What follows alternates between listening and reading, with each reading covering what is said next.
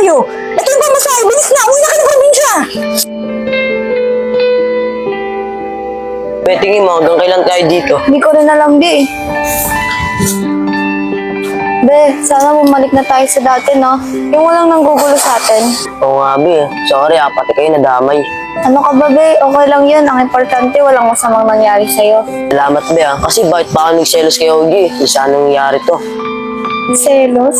Alam ko na. Yung sinasabi ni Tita Tricia na inakbayan ako ni OG. Paano mo ba nakita ang inakbayan ako ni OG? Alala mo pa nung yung sinundo kita? Hindi ka sumipot. Kaya hinahanap kita nung kasama ko pa nga sila Sander nun eh. Wala lang sa akin yun. Pangaral lang sa akin ni OG yun. Ikaw ang pwede kong pagselosan kasi nakita ko kayo ni Charlotte. Naalala ko yun. Alam ko may gusto sa akin si Charlotte pero di ko papatusin yun. Ikaw yung mahal ko eh. Mahal din naman kita. Tara na. Pakananap na tayo ni Tita. Be, okay na. Okay na daw yung atraso kala Melvin tsaka kay Elkid. Talaga ba, Be? Ibig sabihin makakauwi na tayo ng Maynila. Tara, kausapin natin si tita.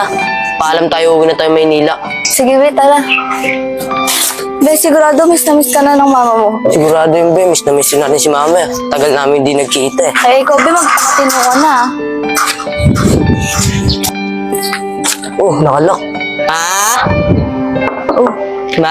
ang boss ni Digma yun ah.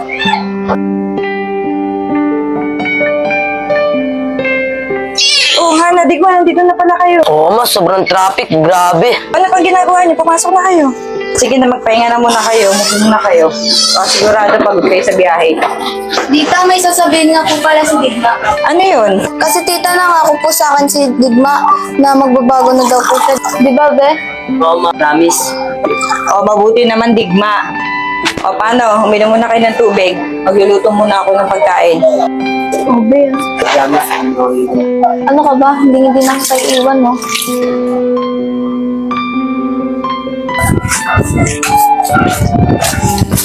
Ito na pala si Den eh. Be, nakuwi na si Ana at si Digma.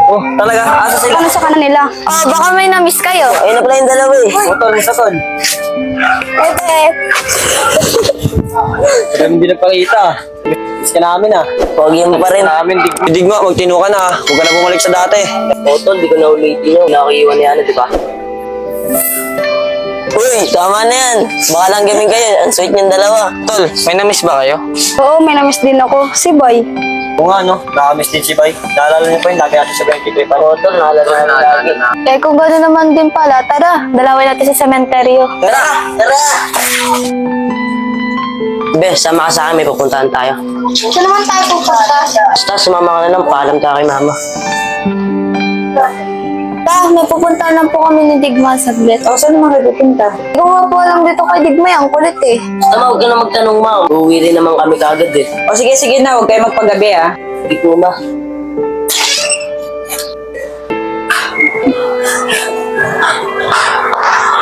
Bentay mo ako dito, bibilin lang ako sa supermarket. Tol, saan ba tayo didiskarte? Ang hirap naman dumiskarte sa lugar na to. Tara, tuloy na tayo. Malay mo meron.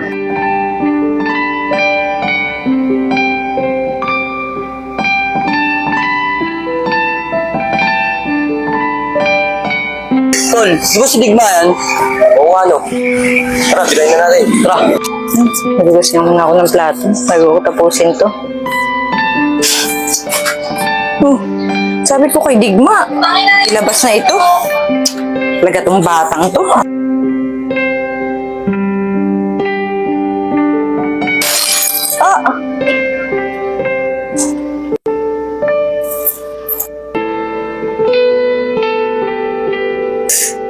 Ganitong-ganito yung pagkamatay ng papa ni Digma ah. Diyos ko po, sana walang mangyari sa anak ko.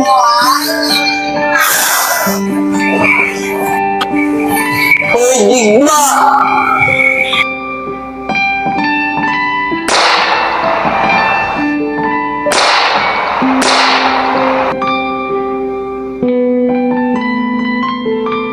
Tara, tol, takbo!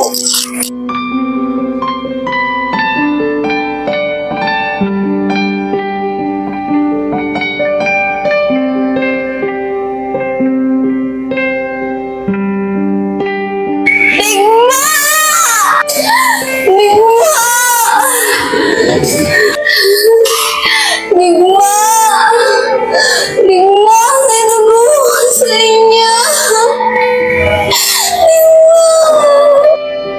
sa lagan ng kutob ko. Parang naulit-ulit yung nangyari sa tatay ni Digma. Sana walang mangyari masama sa anak ko. Ano nangyayari? Si Digma na ba rin? Ano? Si Digma na ba rin? Tara, Tol. Tanong natin kung saan na ba rin si Digma. Tara. Tita! Tita! Si Digma po! Bakit ano nangyari sa anak ko? Tita, si Digma po. Binaril. Ano? Tita, dito na lang po kayo. Baka ano di po mangyari sa inyo. Ako na lang po pupunta.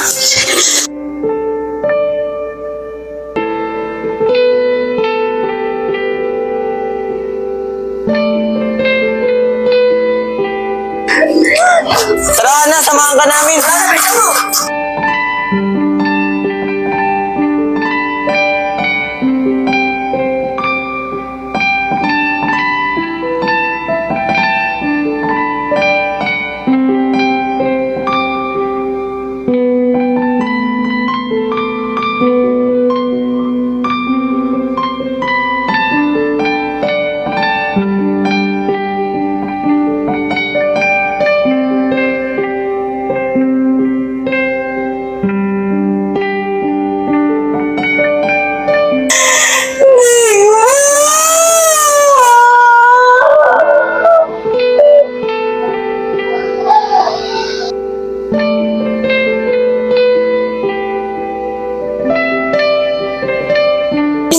Alam mo ba saan din namin binaril dito?